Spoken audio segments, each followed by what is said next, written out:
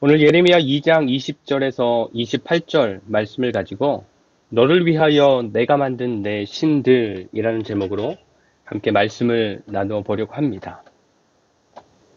여러분, 듣기 싫게 필요 이상으로 참견하거나 꾸중하며 말하는 것, 이런 뜻을 가진 말 뭘까요? 듣기 싫게 필요 이상으로 참견하거나 꾸중하며 말하는 것. 잔소리.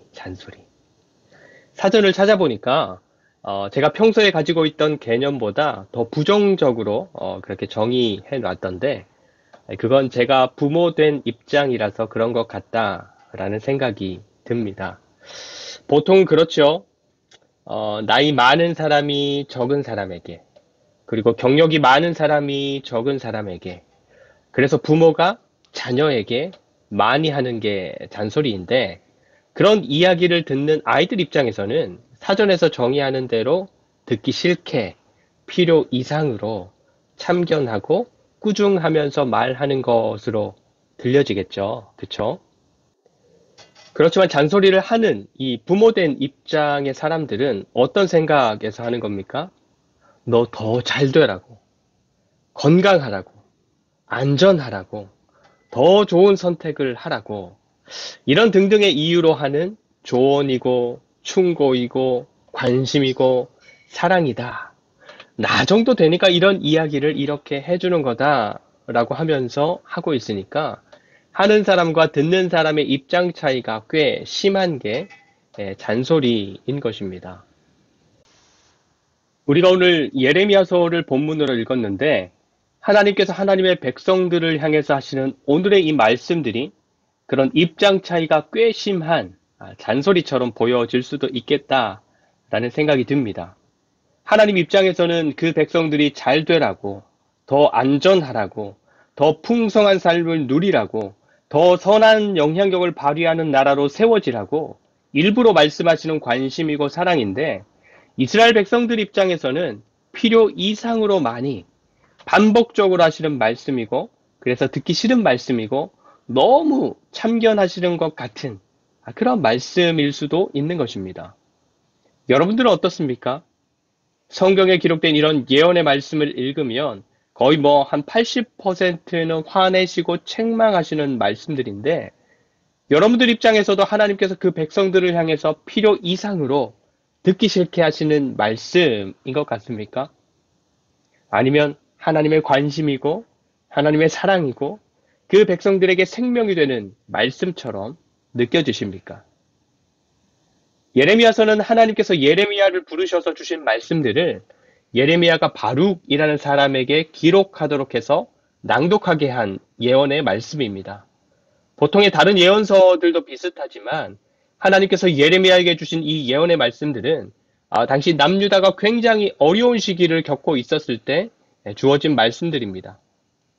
예레미야 1장을 보면 남유다 끄트머리의 왕들 요시야 왕이 다스린 지 13년부터 시드기야까지 예루살렘이 망할 때까지 하나님께서 예레미야를 통해서 주신 말씀입니다. 당시 이스라엘 주변에 힘 있는 나라라면 남쪽에 애굽, 그리고 북쪽에는 아수르, 그리고 더 위쪽에는 바벨론, 이렇게 세 나라였습니다.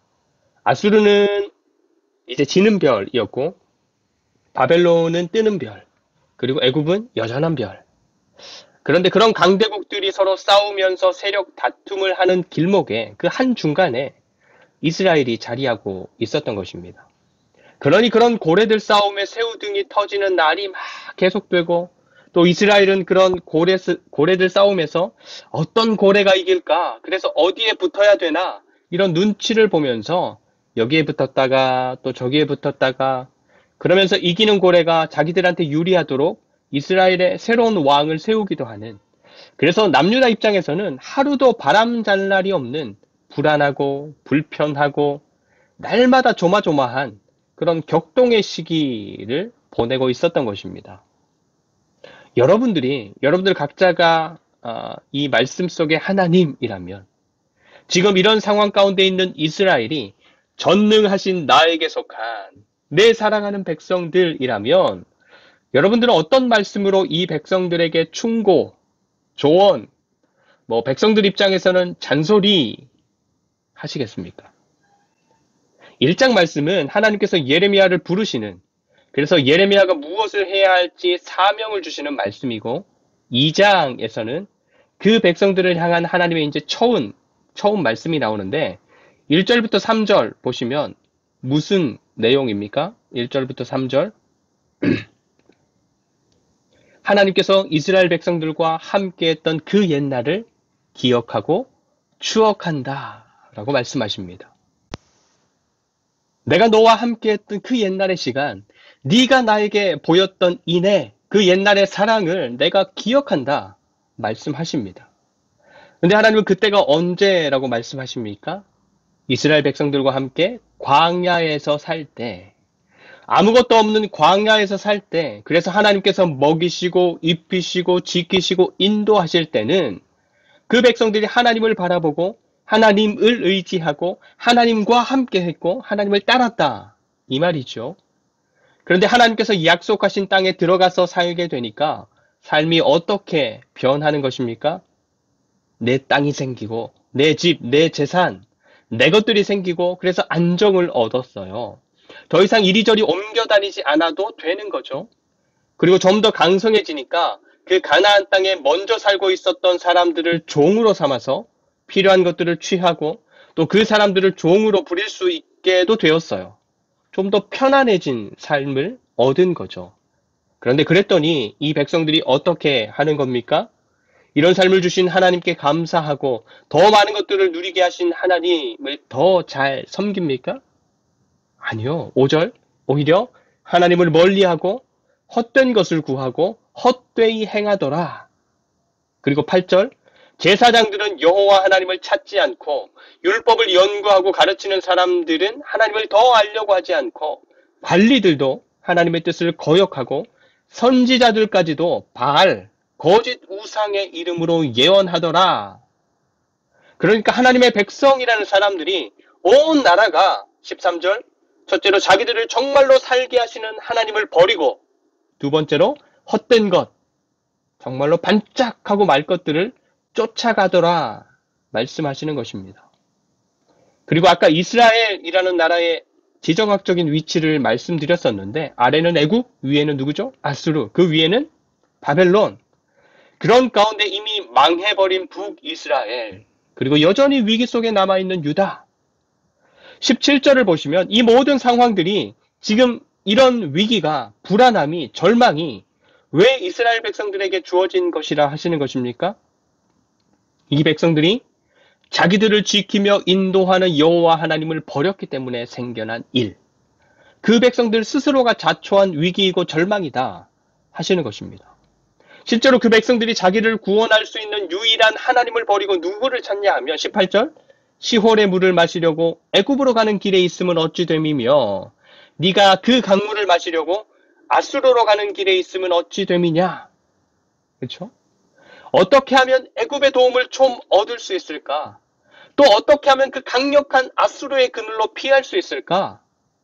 보이지 않는 하나님은 집어치우고 강력한 그 사람들, 탁월한 그 사람들을 의지해서 위기는 좀 피해보고 도움은 좀 얻어보려고 하는 카드네를 쓰고 있는 것입니다.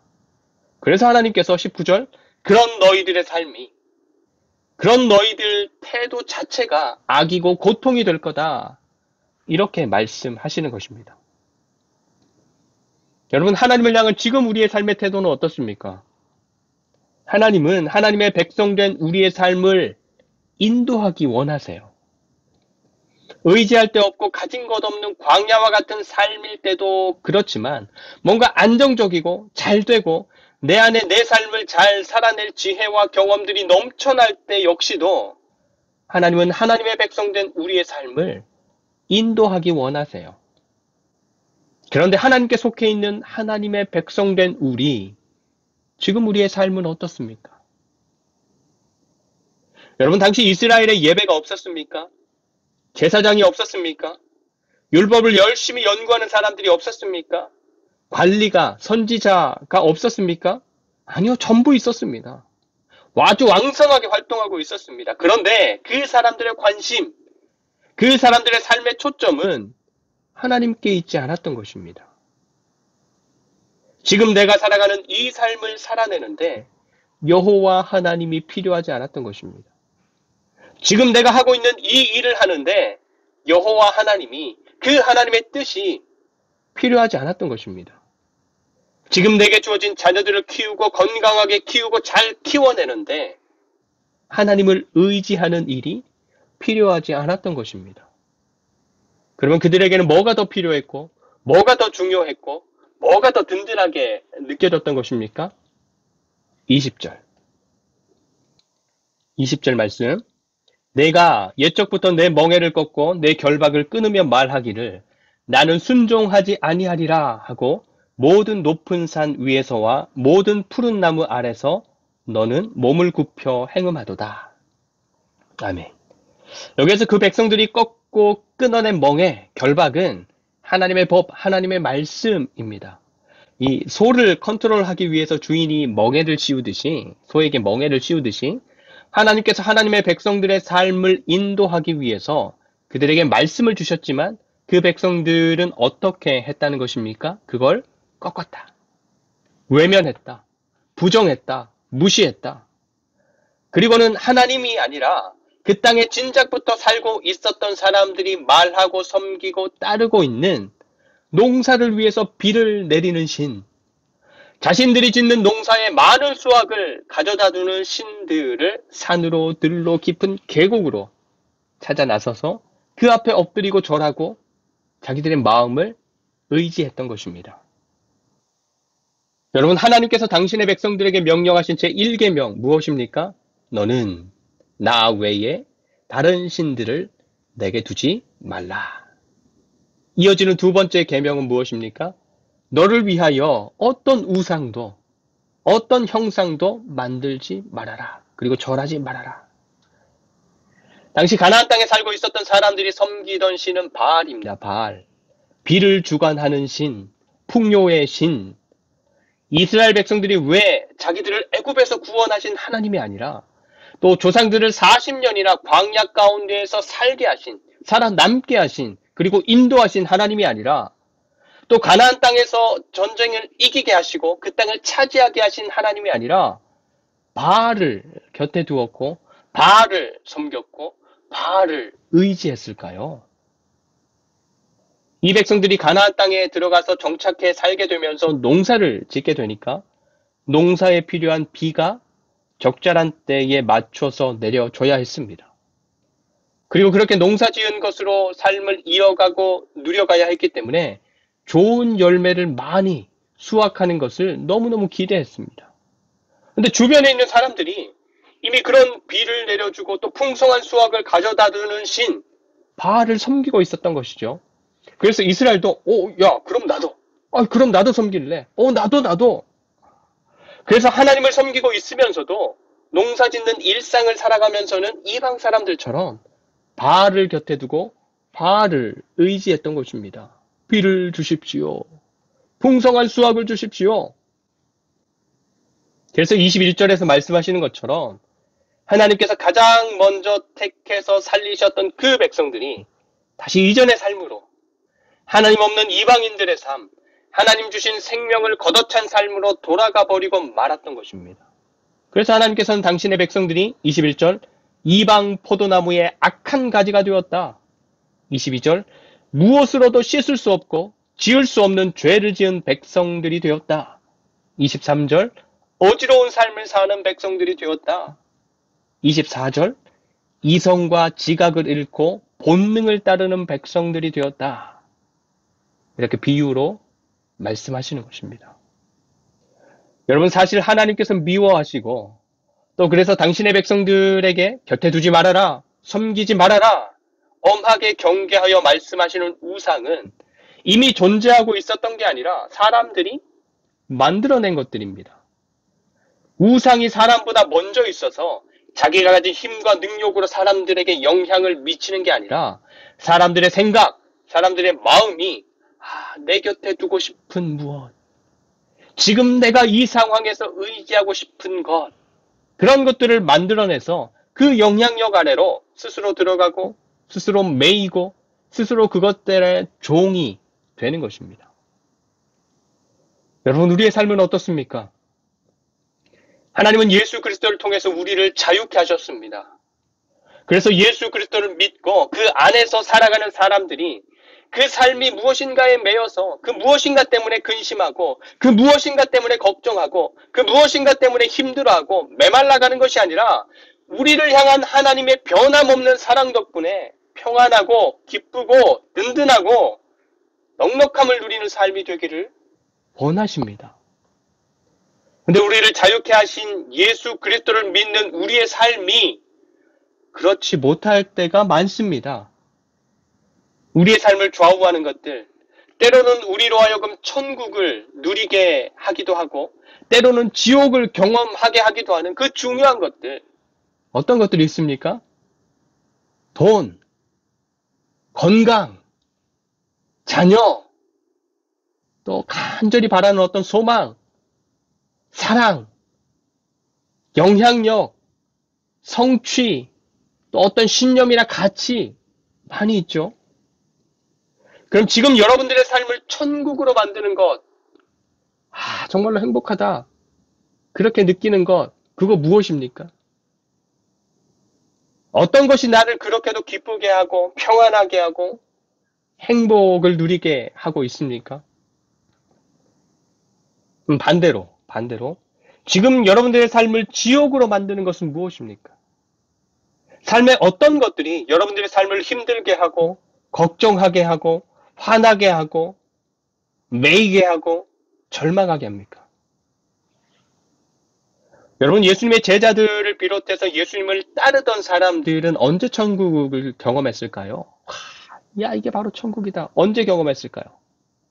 예수님께서 기적을 행하시고 놀라운 말씀을 전하시고 또 서기관 바리새인들과의 논쟁에서 이기시고 귀신들까지 굴복케 하셨을 때, 또 도시락 하나로 수천 명을 먹이셨을 때, 야, 이게 바로 천국이구나 했을 것입니다. 그럼 그 제자들과 백성들이 지옥을 경험했을 때는 언제였을까요? 그렇게 왕성하게 또 멋지게 활동하셨던 예수님께서 순순히 잡히셨을 때, 이런 예수님이 아니어야 하는데 그렇게 잡히시고 아무것도 안 하시니까 완전 실망하고 절망하고, 그렇죠? 그럼 늘 예수님과 함께하고 예수님을 바라보고 말씀을 듣고 따랐던 이 사람들에게 있었던 우상, 무엇이었을까요? 그 사람들이 품고 있었던 메시아에 대한 기대, 소망, 신념.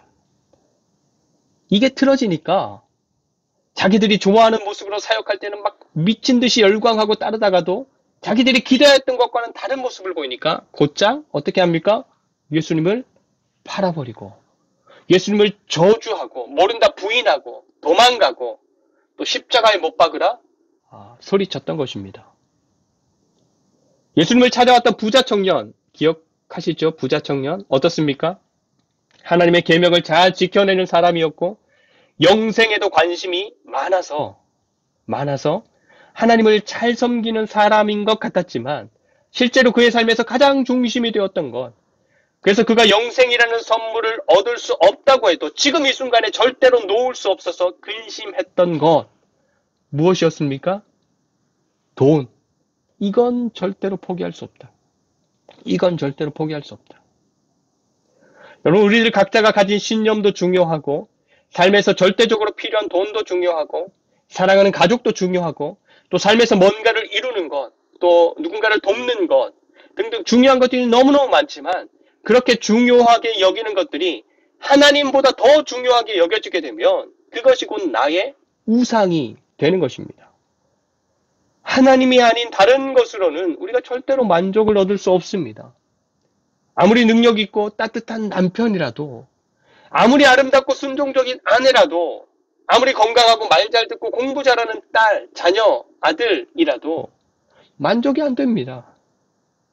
또 아무리 돈이 많아도, 아무리 높은 지위를 가졌어도 그런 것들을 하나님처럼 의지하고 하나님처럼 중요하게 여기는 삶을 살아가게 된다면 반드시 그것들 때문에 어려움 당하는 삶을 맞이할 수밖에 없는 것입니다. 여러분, 여러분들의 삶에 여러분들도 모르게 신처럼 만들어 의지하고 있는 것, 혹시 곁에 두고 하나님보다 더 중요하게 여기고 있는 것들 무엇입니까? 아브라함이 그랬죠. 결정적인 순간에 하나님께서 멈추셔서 이삭이 번제로 드려지는 일이 실제로 일어나지는 않았지만 이삭을 번제로 드리는 일을 진행하는 것을 하나님께서 멈추시기 전까지 순종해 가는 것으로 아브라함은 기적으로 얻은 자기 자식보다 그 자녀를 주신 하나님을 더 사랑하고 신뢰하는 사람으로 증명되고 인정받았습니다. 또 예수님을 만난 삭개오는 어땠습니까? 예수님을 만나고 난 후에 율법에서 요구하는 것보다 더 많은 액수로 갚아주고 나누는 것을 통해서 이제 나는 돈보다 예수님을 더 사랑하는 사람이 되었다라는 것을 증명했던 것입니다. 근데 예수님을 찾아와 영생에 대해서 물었던 부자 청년은 예수님께서 하신 돈 이야기에 근심하면서 돌아가는 모습으로 아직은 하나님보다는 돈을 더 중요하게 여기는 사람이라는 것이 증명되었습니다. 여러분, 우리들 각자에게는 어떤 상황들이 주어질까요? 그리고 그 상황들 속에서 우리는 무엇을 더 중요하게 여기는 사람들로 우리의 실제 삶이 누구를 섬기는 사람으로 증명될 수 있을까요? 우리 하나님은 우리가 다른 무엇보다 하나님을 사랑하고 하나님을 소중하게 여기는 사람들이 되도록 우리를 빚어 가시기 때문에 삶의 현장에서 종종 그런 상황들을 맞이하게 될 것입니다. 우리가 우리를 위하여 만든 우리의 신들을 걷어내고 하나님을 사랑하고 날마다 더 사랑하는 사람들로 새롭게 되어 가도록 우리를 확인하며 도전하시는 것이죠. 아브라함처럼 내 자녀보다 하나님을 더 사랑하는 사람들, 삭개오처럼 물질보다 하나님을 더 사랑하는 사람들, 예수님처럼 내 뜻을 이루는 것보다 하나님을 더 사랑하고 존중하는 사람들. 그래서 진짜로 그 삶이 하나님을 섬기는 하나님의 자녀들로 자라가고 인정받는 저와 여러분, 그리고 사랑하는 하늘중지 교회가 되시기를 간절히 축원드립니다. 기도하겠습니다. 좋아 보이는 것도 가지고 싶은 것도 의지하고 싶은 것도 너무너무 많은 세상살이라는 것을 고백합니다. 하나님보다 더 중요하게 여기는 것, 하나님처럼 의지하는 내 삶의 우상들이 무엇인지를 하나하나 발견하고 깨달아 가게 하시고 하나님 앞에서 그것들을 잘 걷어내는 주의 사랑하는 자녀들 되게 하여 주시옵소서. 늘 하나님이 중심이 되고 그래서 하나님이 우리의 삶을 통해서 더욱 존중히 여김을 받는 하나님 나라를 살 수 있도록 믿음과 용기와 의지를 더하여 주시기를 원하오며 우리를 영원한 삶으로 초대하시는 예수 그리스도의 이름으로 간절히 축복하며 기도드립니다. 아멘.